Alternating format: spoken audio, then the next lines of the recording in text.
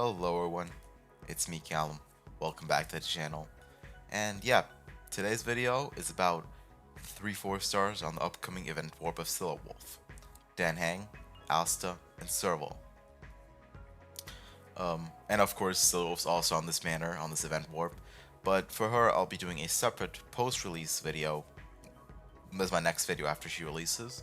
So she's not part of this video, but you'll see a link to it right here, right now. I think I should be putting it when I have made it next week.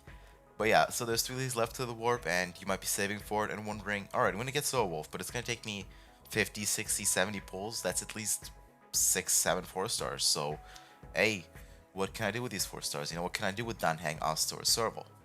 And that's what I'm here for. I'm gonna go over all 3 of them and explain. I'm not going over their whole kits. This is not a character analysis like my beta stuff.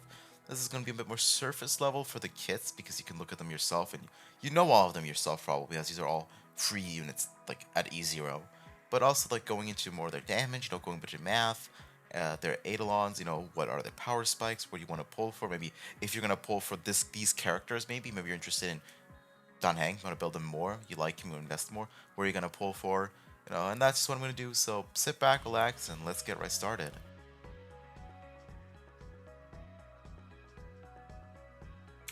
Alright, starting off, we got Asta. She's a Harmony path character with the Comet of Fire, and yeah, she's from the Herta Space Station. Well, she leads it, a lead researcher. Yeah, she's the character I'm starting out with because she's the most complex to explain in that sense, because her value is not very clear on surface value, I'd say. Just looking at her kit, you might think, huh, that's all she does? Is that why she's so weak because she's a free character?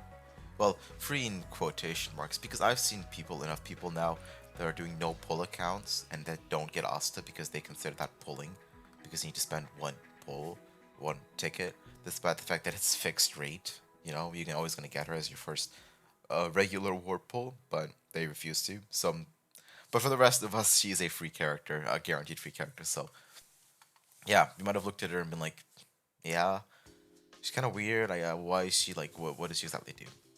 It's possible. I still used to think she wasn't that good until I start actually looking at stuff. But yeah, so yes, so her stats are pretty simple. She got higher speed, they have fairly high base speed, which is pretty important for the way she works, which I'll get into a second. Yeah, 120 energy, which in my last video, the Yukong, we talked about how that's pretty like basic. Like for Harmony, they have high energy costs. Yeah. Basic attack, but yeah. So, her skill I want to take quick focus on. So it's actually, like I said, I'm not gonna focus on the skills and stuff very much because again, you can check them yourself, and these are free characters. I don't want to waste your time. You can just look at take your own discretion. However, the skills are important because for those unaware, it has pretty decent break value. Like if there's a single target enemy, and like all 5 hits hit that enemy, and they're weak to fire, that shield is not surviving. Like that's a great role she fulfills, which I think for like people that don't want to build into a fire damage dealer, she's always gonna be a decent Harmony support to put in. I gotta lower the levels because these are not actually possible in game level 15, no matter how much you wail. But yeah, so yeah, she does just. It's been random. It is random. Unless there's one enemy, then it's just one enemy. But yeah, it does minor damage, but it has great shield breaking potential. So now comes to her ult. It gives 50 speed for 2 turns. Now, speed is not a stat you can technically, you can't put it into you can sort of, but you can't, look at it and be like, okay, I know exactly what speed does, Yeah, so it's a weird stat, because it is reliant on your enemies, it's reliant on yourself, etc. But a quick way to explain is, I have this chart here, this calc from fellow theory crafter, who's pretty good at time, like he is, yeah, Grimro, and as you can see, this is Memory of Chaos, and it shows you roughly how much speed you need to get X amount of turns per cycle. So on cycle 0 to get 1 turn, you need 67 speed. This is any character has. You can't go lower than 90 in worst case. To get 2, you need 134, which a lot of characters do have. For example, Seele gets this from using her skill, so she's bound to always have 2 turns in the first cycle. As you can see, this changes as you go. So green is here, you can see, because you gotta want 2, because higher than that, you see the values are a bit too high to be realistic. Like 161. If you have that much speed and you're not a E2 Seele, kind of suspicious. But yeah, and according to his calculations and to this chart, the break point of speed you kind of want, like this is like the point where the safe point where if you have this, you have just the right amount. Basically, is 100. It's 147. Yep, I said that right.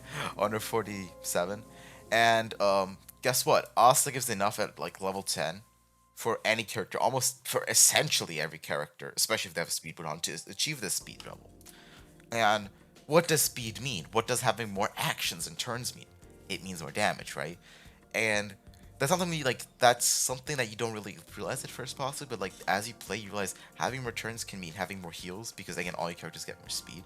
You can get healed more. Your SP economy improves because you get more turns, so in turns you don't need to do attacks, or in turns where you have characters like Natasha who don't always like use their skill or don't when they don't need to and just use their basic attack, you have more SP at hand through them.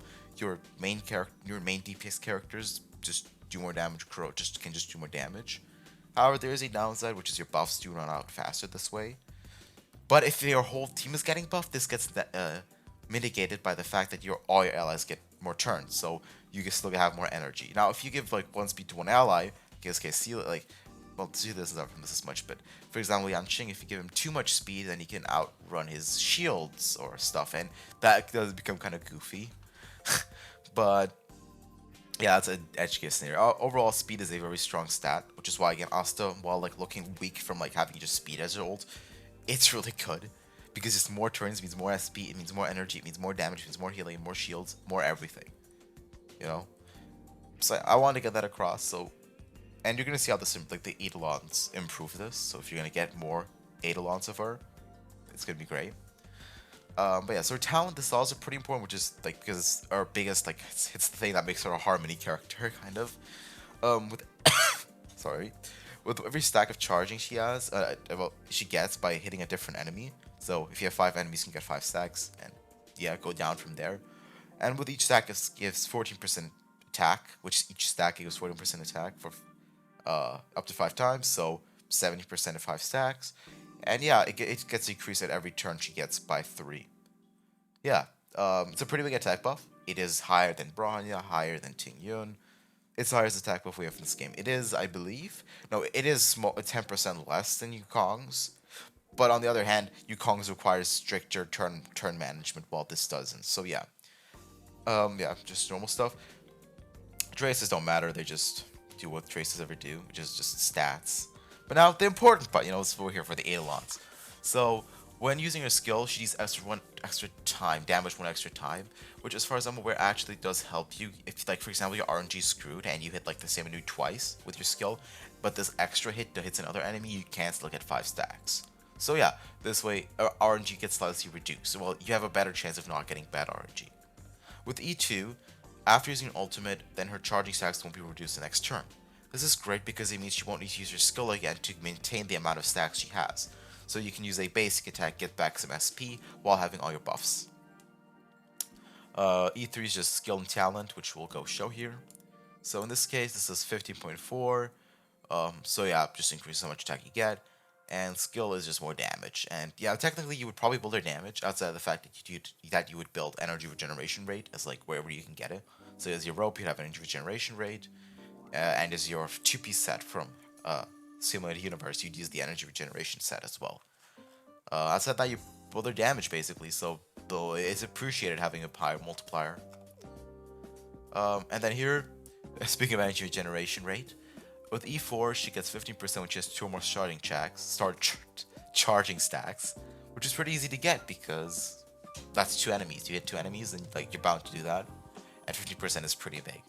Like maybe because of some other like habits you might have from other games, 15% might sound low, but it is pretty damn high. I have Bronya's Lycomb, which gives 10%, and it feels like a different world. Her ultimate plus 2 basic attack. So her ultimate here, it actually increases by 3. You would think like 1 because it does only like 1 from all the talent levels, but I think, yeah, wait no, okay, it does some goofy stuff here and some, but yeah, no, this is a case where it does 3, so yeah, 3 more speed. It can help out. It might help out for some characters that have less speed to hit the 147. And then E6 is just plain old good. each, like, it just reduced by 1, so on every turn you lose 2 instead of 3. So yeah, overall it just makes her a more consistent character, and like obviously number wise she's better, but not by so much that you have to say easier was worse. But she just makes her more consistent, and it's quality of life. So if you get some Eidolons, I recommend still building Asta, because again she can eat up fire shield, and speed is always useful. Especially if you have Velt. Velt plus Asta is an insanely good duo, and I have Velt personally. I am a great big fan of it, because Velt slows and delays the enemy's actions, which currently isn't that strong because we have, like, Velt can't be built that far, but once he starts getting good relics, he can actually, like, start doing insane stuff. But yeah, he slows and delays, while Asta makes it so that you can get more turns. Like, go look up on YouTube other videos, since you're already on YouTube right now. Go look up other videos of Velt Asta. You'll see, like, Velt delay the enemy so far, and Asta speed you up so far, you get, like, 5, 6, 7 turns before the enemy even has a chance to get up. By then, Velt does his thing again. So, yeah. She's pretty good. I recommend building her and trying to find a team where she works. If you can't find a team where she works, I would still recommend for Fire Shields, because again she does fill a Harmony's role. But even if that doesn't work, then yeah, tough luck, I guess. But I'd keep her in the back of your pocket, because someday I can imagine she can be pretty good. Because, oh yeah, I felt like I should mention this. The speed buffing also doesn't just give you more turns and more everything, it also gives you higher damage if you have things such as the Seele Light Cone, which gives, for every 10 speed you have, oh yeah, okay, you probably gonna, well no, you probably want to overstack this on easy. If you have it easier with Seele, if you were to use Asta, technically speaking, you would get more stacks of this. Not recommended, because other supports work better with her, like Tingyun and Bronya, but if you don't have Bronya or Tingyun, which is very possible, Asta's a great choice, you know? Don't underrate her, though. Yukong is coming as well, so that's a good question. Well, you still have like over a patch worth of time, like a whole patch before Yukong becomes free, so yeah, Asta's pretty decent in that regard. So that's the role she fills. Speed is good, shield breaking is good, attack percent is good. That's all I have to say about her. The way you build her, oh yeah, before I move on, the way you build her is her light cone is. So depending again, if you have a fire damage healer in your team, then you use planetary and I still can't pronounce it. But yeah, this basically what this does. I'm gonna explain this again because I didn't do a good job last video. So what it does is, if Asta has this equipped, then the entire team gets 12% more fire damage percent. This is the same exact stat that you get from the spear that you get from Simulated Universe. The reason this only works, again, this does only matter if you have the Harmony and the damage dealer be the same element. So Tingyun plus Jingyuan works because Tingyun has this light cone, then she gets 12% lightning damage bonus, which Jingyuan can use. If you put this on Asta right now, or if you put this on Tingyun and you on Seele isn't getting anything from this, and you're wasting it essentially. It's badly worded, but that's what it does. 12% elemental damage boost based on the wearer's element. Alright. Dance, yeah, you can use this if it's fire damage. You like Hook. This is dance is great. It's just more like turns, which works perfectly with her, but with us because she already gives you speed, so it gets goofy as hell at some point. Memories of the Path is just okay, you know, energy's energy, but I don't think she needs it that much because she generates a lot with her skill. Battle Pass, always great, always recommended. Bronya Lycone is great. I hope you have a Bronya, though she would rather like him more, but if you like, even then she can use the skill point generator and she can use the energy generation rate, so it all works out. Past and future not recommended because you can't really time who gets first what turn unless you Giga Brain this through. So yeah, that's your Lycone choice. And for sets, for relic sets, I would recommend the Break Effect set as of now, at least until we get an energy regeneration rate set. Because the Break Effect set means that when you do break a fire shield, which I'm assuming you're going to do a lot with Asta, the enemy takes a lot more damage, and that's pretty decent. And yeah, and she gets energy from it, so that's pretty good as well.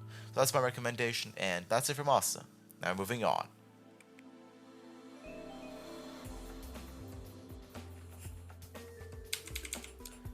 Now we're at Heng, Daniel, my guy.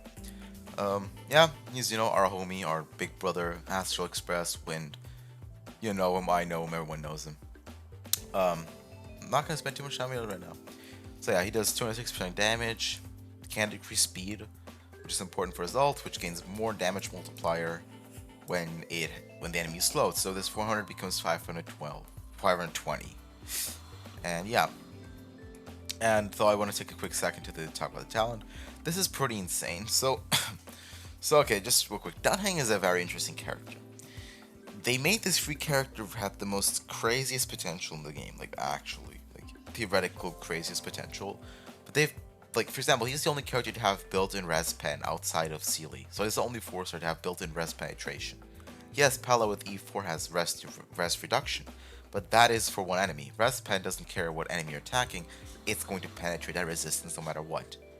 And Dunhang gets this just like that if he gets any ability, Asta speed buff, March shield, anything. Which is both a blessing and a curse. Why is it a blessing? Because it means you don't need to do anything really to get it. Why is it a curse? Because it has a 2-turn cooldown at E0 and E1. Which I have E1 Dunhang. And 2 turns means you are screwed. You get one good ult, if you're lucky, if it crits, if your buffs are up, if the enemy isn't whatever the hell, like resisting your slow or whatever. Assuming it goes well, you get one good ult, and then you're praying to God that you get all the buffs and all the things, and the Aeon, hope to Aeon, the enemy won't, I don't know, target and slow your other characters or your buffs. You basically love to like, you're down to little pits of low. So that's why I personally don't like Dunhang that much. He's a theory crafter trap, my eyes. You think of him, you look at him, you type his numbers in Excel, and you're like, oh my god, he is so crazy. And then you turn around and play the guy, and you're like, my god, do I hate myself? Do I despise myself? Why would I play this guy? I mean, not no dope though. If you want to play him. He's good. He's good. He's good. He's good. He's good. His Eidolons make him better though, so we'll get to that. Yeah, his tracer is traces. He's increased on speed, which is nice. Speed is always good, like I said before. Yeah, normal attack. Basically, this does not matter. I'm not considering it here. So yeah, Eidolons. We're getting right to the nitty gritty. But in the time, again, this is just pre-crit rate, which is, I mean, it's okay. It's decent. It's especially good if you're using the free, huh? Oh, okay, 1 second.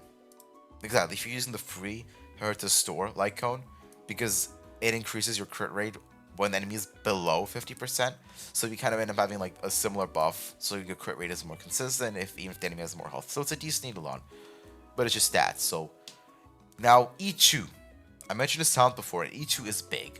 I know this because I have E1 Danheng for a while now, and when I play Simulated Universe, I play with Seele now, but when I used to play Simulated Universe with him, I used to always pick the blue cheese, which gave me E2, and E2 was a game changer for him.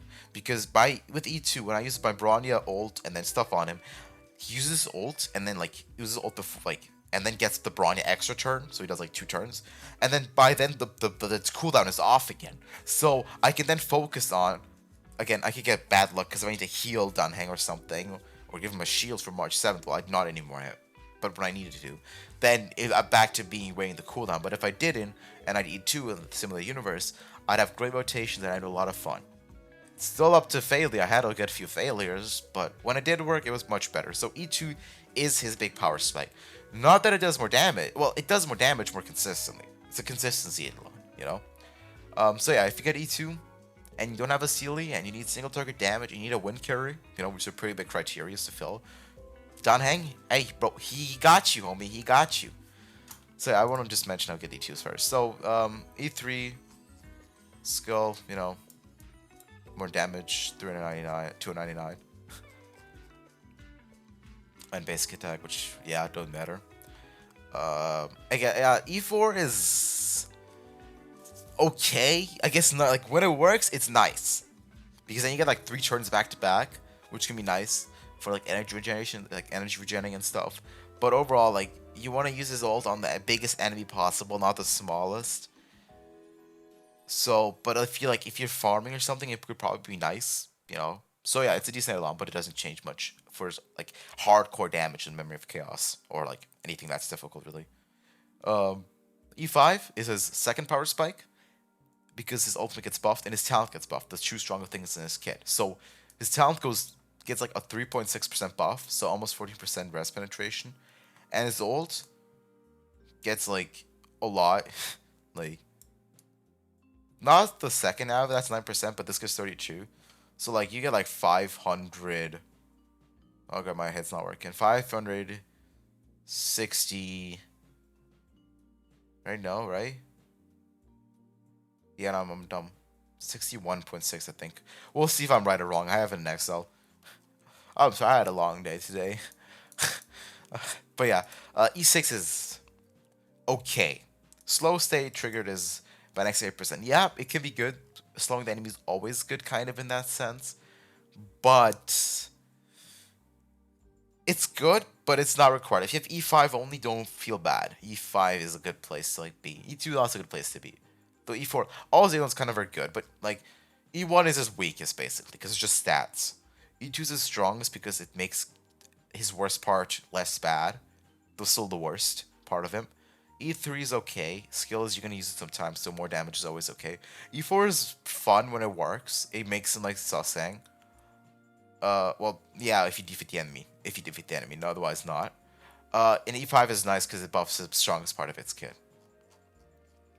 Now that you get like the Eidolons, let's go look at some E6 Heng calculations, shall we? So these are the zero calcs, and yeah. So as you can see, the damage difference here is, yeah, it's pretty noticeable. Wait, did I? Oh, I didn't change the skill. Oh, yeah. Oh, okay, messed up here, bro. And this well. Sorry about that.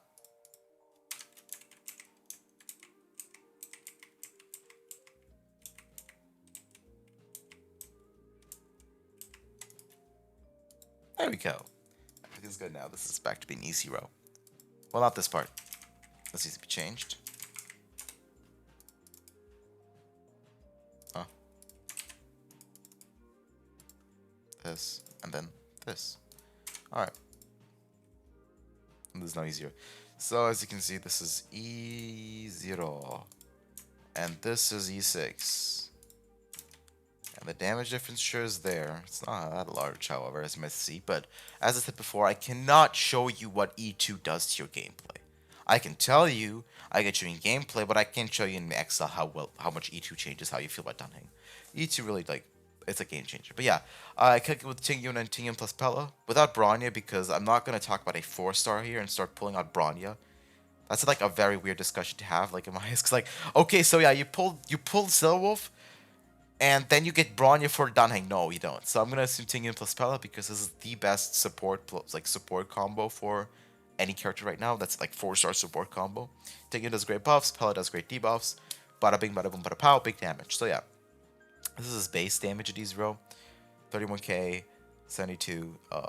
Yeah, kind of basic. I have like this is so without the slow and without the talent. This is with the talent and with the slow. So because like I'm assuming you're doing both at the same time. Otherwise, this would be just longer.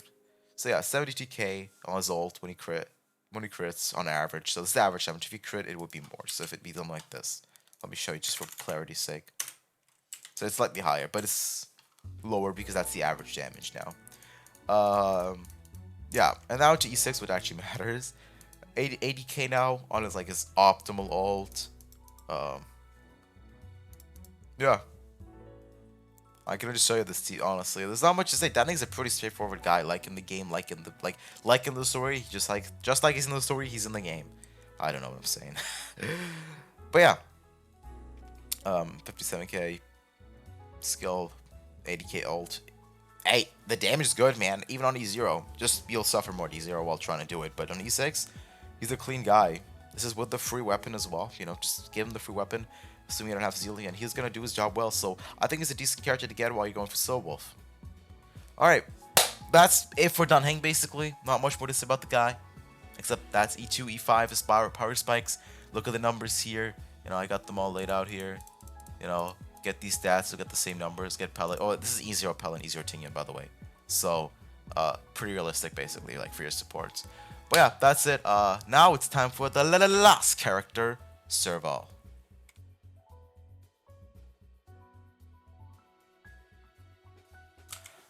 Alright, Serval time. She's Erudition, she's Lightning, she's some Bellabog, she's Rockstar Queen, you know. She got stats, she got all the stats you want, I guess, on a character. She has decent speed, base speed. Her energy is requirements are pretty low, which is important because Yeah, I'll go into a kit real quick. So I gotta lower these, lower this, and that. So yeah, her base attack is a basic attack. Her skill is AoE, does decent damage on the main target, does low damage to the other, but it has a chance to shock uh, all the enemies, I believe. Wait. Yeah. Shocks. It has a base chance to shock all the enemies, a decent base chance, which gets higher with a trace, which is this one. Yeah, there we go. Rock and roll. And yeah, shock is pretty decent, is okay. But so thing with Serval is we'll get to that next a bit, but like her damage over time is her main component. She's mainly a straightforward AoE damage dealer, you know, like Jingwen. And on Jingwen, she's like compared to Jingwen, she's pretty. It is kind of like Heng to Seele. So that's what Serval is to Jingwen kind of. Heng, yeah, he works. He's slightly less damage, but he's a bit more painful to use. He's harder to build. Takes more time for him to get going. His supports are a bit more picky and stuff. You know, this doesn't exactly translate over to Serval, but the kind of like the downsides, like you can point out some blatant downsides compared to Jingwen, which make him a 5-star compared to Serval being a 4-star. However, this still means that if you need this role to be filled, so let's say single target damage for Heng, or in this case AoE plus lightning damage for like you can get that from Serval just as you can get from Jingwen. So yeah, that's what I felt. That's what I felt like I should say. So she's not a DOT unit. Don't think of her as like you think of shampoo. Shampoo? Shampoo? This is what happens when you play this is what happens when you play the Japanese dub. You don't know how to pronounce any of the names. I don't know, and I actually gotta learn that stuff. I know a few of the Lufo. I'm gonna stop doing this to myself. All right. So yeah, her ult does also decent damage because it's all AoE, so yeah, it's okay. But what's important about it is that it it extends the duration of shock state by 2 turns, which is all DOT have on the enemy, because you can have multiple shock stack, like not stacks, but like multiple like variations of shock, like 3, like 4, like etc. So her future characters, like I don't know, Kafka maybe, who has the highest DOT number in the game, maybe she might extend that DOT number to be even better. For the foreseeable future, might be the best teammate. I don't know. We'll find out in a few weeks when I do the pre-release. All right. Well, yeah. She does that. That's pretty great about her because just the DOT staying on it is important because the talent is based on it. When she attacks, if the enemy is shocked, if it has damage over time, then she does 72% extra damage on them, which can crit, and yeah, that's pretty good. It's just free damage. Like, you can just add this to the numbers you have here, and it's free damage when you have shock. So yeah, it's good. I include some of my calculations as well. You'll see in a minute. Her thing is, her technique is actually pretty neat because you can start the battle with shock, and it can help break electric shields if there are some in the enemy. So yeah, she got that going for her. Yeah, skill, I talked about it. Yeah, she gets 1500 start of the battle, which is pretty big, because considering that's like 15% of her ult. Yeah, defeating enemy, that's okay as attack. Attack's always good. But now to the important part, Eidolons. E1 gives her basic attack AoE, basically. When you do damage to an enemy, then one on the left or the right, or just whatever like is next to it, if there's only 2, gets 60% extra damage, and this extra damage can activate the talent, in fact, which can mean extra damage. You know, like it's like 60% of this. So it's like I don't know, 60% plus 70 to say like something like I don't know, 130% multiplier, which is close to this. So you kind of get like a hit of your skill, sort of technically speaking, on the enemy with your E1. So the E1's pretty good in AoE. Also makes you less reliant on her skill to do AoE damage, because you can also break shields with this. Her E2 is just quality of life. You get more energy when the talent is triggered. And as I mentioned before, the talent gets triggered a lot. Like, a lot. So, essentially, you might have your ult every one turn, every turn, maybe even. I don't know, I don't have E2. It might be that good, but worst case, every 2 turns. Her E2, E3, that increases the skill and the basic attack. It's okay, you know, increases the DOT damage, which is important, which is good, and will become relevant in a second. And yeah, more damage on the hit itself. So yeah, it's just more damage. Oh, we all like that. Damage is always good. With E4, her ultimate applies extra shock to enemies not currently shocked. This has the same effect as same as the one applied by skill. It's a bit wonky, I think, because if you're not refreshing shock, like extending it, then what are you doing with your ult? And if you don't have shock on enemy, this is not going to work. it's kind of weird, but if you do get those stacks on, again, you get like 114, like you get 2 of these stacks. So, and then you can extend them with the ult afterwards. So, it has definitely its potential, I would say. Then the E5, which is the ultimate, like this. And yeah, that's actually pretty high. Like for being AoE, that's decent. So you'll be slaying, as they say. And the talent, right? The talent. And then to here, yeah, almost 80%. So that's free damage as well. And then E6 is the most basic of them all. 30% more damage percentage stock enemies. So it's so, and I don't have it, but from like the wording, I'm gonna assume, because it's realistic, it's 30% damage percent. Not actually, you're not gonna do 30% direct damage, but you're gonna do like 10-15% more damage roughly. I haven't checked it, but it's gonna be roughly like that. So yeah, as you can see, all of the add-ons are good. You know, you can stop at any point. You can, well, E3 might be awkward, and maybe even E5, but you can stop at E1, at E2, though. Yeah, E2, E4, E6. These three are, you can just stop there and you have a decent, like a decent lightning damage dealer, AoE damage dealer, DOT damage dealer, because at that point, like at yeah, post E3, it gets really high at E4 especially. So yeah, these Nadalons, get as many as you can if you like her. If you don't, bad luck. Rip, rest in peace, I guess. But if you do like her, get all of them. For her like cones, honestly, her signature is kind of mid. Like, yeah, it's good for farming in old world, I guess. If you're like exploring an area, like maybe like a few patches, so if you get a new area, she might be nice because you just hop in. Plus her trace, she has like a lot of energy at the start, so you can instantly ult and stuff and get like, the ball rolling. But I wouldn't recommend it really. Series of Breakfast is just what what's the next weapon to use, because like it's free damage percent and free attack. So yeah, this is what you technically use. Honestly, this is just the go-to. Another Peaceful Day is okay, but it's fairly mid because it's 20% damage percent only. Like Breakfast gives more because she only has 100 ult cost, and this weapon relies on your ult cost. So yeah, for the 5 stars, she can use both of them. You know, she does AoE, so she likes Simikos, and Jingwen's is just insane. So yeah, that's Serval. By the way, the set you build her is kind of free. If you're building her to break lightning shields to like brute force lightning content easier, like enemies lightning shields, then you build her with a break set. You know, the one you can get from like the weekly bosses and like the cavern, obviously. Or you build her if you want to build her more damage, just want to have like flex your big numbers, then you build her with a lightning set, either the 4-piece or 2-piece. Because the thing is, the 4-piece lightning set only gives 20% attack, while 2-piece lightning 2-piece attack gives 12% attack. So if your substats on the other pieces on lightning, on the attack percent pieces, can make up for the 8% lost attack and give more crit, then that's the better way to go. Just period. So that's it. You know, lightning set plus attack percent set, those are like the optimal route to go, because then you have better substats. Now, for the math. And here are the Serval calculations back in Excel, yay. I actually don't assume any buffs for her, because I don't think you'd be buffing her. Like, let's say Ting and Pella, I could decrease the death multiplier, but that's assuming. I consider Serval more flexible. You could run her main DPS, in which case you can just expect higher numbers, you know? Like, just expect higher numbers, that's it.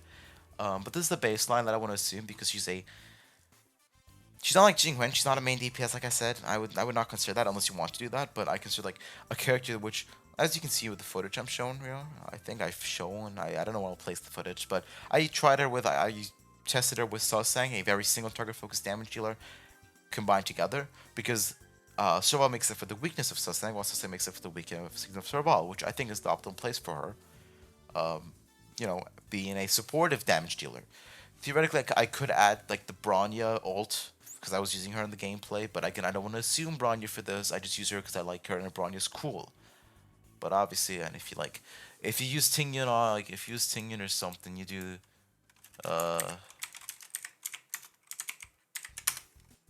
fuck, I didn't do the math. There we go, and then you do damage percent plus 50%, and then boom, you put Tingyan in the teams. As you can see, the ult does more damage. Woohoo, bunga bunga. But yeah, that's what I'm gonna assume. So yeah, this is E6. I have E0 as well right here. This is E0. Yeah, as you can see, numbers increase, bigger damage. that's all it does really. Again, outside of E2 giving you more energy, it's just more damage, more AoE. I don't know why I included this here. This has nothing to do here. This is E0 calcs. Alright, so yeah, this is the E1, how much damage it does. Like, this is just 60% of the basic attack. So yeah. But if basic attack plus talent plus E1, so like the overall damage you would do, but that's just talent plus E1. So yeah, you literally just do two basic attacks next to each other, which I think is really neat for AoE capabilities and shield breaking capabilities, because this has decent shield break as well. Lightning flash skill, this is the base damage. Nope. And then this is the AoE around it, and this is the DOT you'll be doing. It does not crit, so yeah, it's just like it's literally just damage over time. I'll get into more into it in my Kafka video, but essentially it's just damage that happens over time that does not account for crit. Well, duh, but it does not account for crit. It only cares about damage percent, and so also def multiplier starts somewhere and resistance. But outside of that, it's just a number. This is our skill plus talent in a single target, and this is the AoE of it. I added it plus the talent, so yeah. Yeah, as you can see, it's again a free basic attack as well. And this is just single target, it's just damage. The ult, this is the damage over time, same as skill, but yeah. The ult plus talent, and you can 10k damage just for free AoE without buffs. This has higher potential if you use extra buffs and debuffers. And yeah, overall, pretty decent character. So my friend, Miss Nothing / on these nuts, gave me some tips about what I should do about Serval. So her abilities revolve on farming. Base, she gets energies as I mentioned before with Light Cone and her Trace and her Trace, and then her E2 as well, kind of. She gets early energy and then can clear small waves. Her DOTs are kind of irrelevant as they're mainly just there to complement extra damage, which is why I said you should build DOT, yeah. And then yeah, she's, as I said, competent for Jingwen, and she's hot, which I can't argue. Good point made. Yeah. And that's Serval, really. This is a cool thing about covering 4 stars that we have played for over a month now. They're simple. They have simple calcs to do. Woohoo! Yeah, this is the E0. Same as just lower numbers across the board, and you'll have less energy. It'll take longer to get your ult. And yeah. And with that said, that was another video done. I hope it was enjoyable to watch / listen to. I hope you learned something new. I hope you now know what you're going to do with your characters you might get from the Silverwolf Warp. And on that subject, I hope you win your 50-50 if you're going for Silverwolf. I hope you get her. I hope you have a great amount of fun with her. I'm going to see what I'm going to do, but obviously the video is coming next week, so stay tuned for that. I just want to say, because I have learned a lot over these past few weeks ever since making that video, and I really want to rectify maybe some of the I'm going to rectify some of the mistakes I did make in that video. So yeah, stay tuned. Subscribe if you want. Again, it just tells me people like this and tells me to motivate my ass to make more of this, because I do have motivation issues. I'm sorry, it's just how but yeah, leave a like if you liked it, if you want more people to know the strength of Heng and Serval and Asta. Leave a comment, ask me a question. I'll do my best to answer it. I can't answer all of them sometimes because I'm scared of saying something wrong myself, because I'm not the smartest guy in the universe. Nor am I the smartest guy in my room, it feels like. I think the bugs might be smarter. No, I'm joking. Alright, have a great day. Have a great Sunday evening if you're watching this in the EU time zones. And have a great rest of your, start of your week. Bye.